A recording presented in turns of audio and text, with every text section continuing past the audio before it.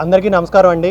వినూత్న cine celluloid private limited just entertainment సమర్పించు production number 1 Krishnababu garu director and ఎన్ శ్రీదేవి గారు ప్రొడ్యూసర్గా వ్యవహరిస్తున్నారు. ముందుగా ఒక అద్భుతం జరుగుతుందంటే కొన్ని పరిస్థితులు వాటికి అనుకూలిస్తాయి అంటారు. అలాంటి సందర్భమే ఇది అనుకోవచ్చు.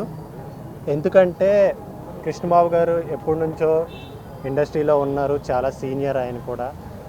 ఆయన అనుకుంటే పెద్ద పెద్ద సినిమాలు ఎప్పుడో చేసేవారు. కానీ ఎప్పుడు ఆయన ఒక కథని నమ్మాలి, జనాలకి నిజాయితీగా వాళ్ళకి ఎంటర్టైన్మెంట్ అందించాలి అని ఆయన చాలా తపన పడే వ్యక్తి.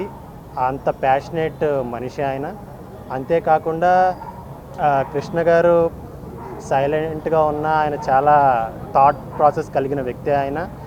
ఆయనకి ఈ కథ గత 5-6 ఏళ్ల నుంచి కూర్చొని ఎలా అంటే ఒక తపస్సు అనాలో, యాగం అనాలో, ఏమనాలో దానికి తెలీదు. కథని తయారు చేయడానికి ఆయన ఎంత తపన పడ్డారంటే చాలా రీసెర్చ్, సర్చింగ్ మరియు అబ్జర్వేషన్, కొన్ని క్యారెక్టర్లు పుట్టించడానికి వాళ్ళని దూరం నుంచి అబ్జర్వ్ చేసి అలాగా అంత అథెంటిక్గా స్క్రిప్ట్ని అయితే రాయడం జరిగింది.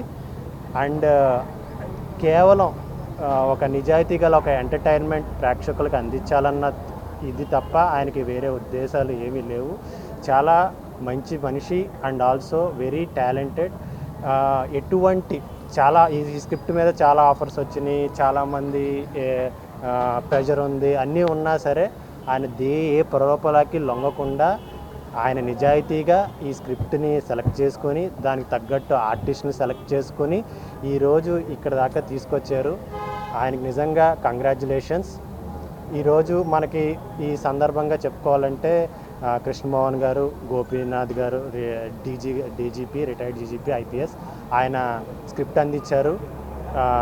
మన దేవుడి సంకల్పం ఏమో పరుచూరి బ్రదర్ గోపాలకృష్ణ గారే క్లాప్ కొట్టారు.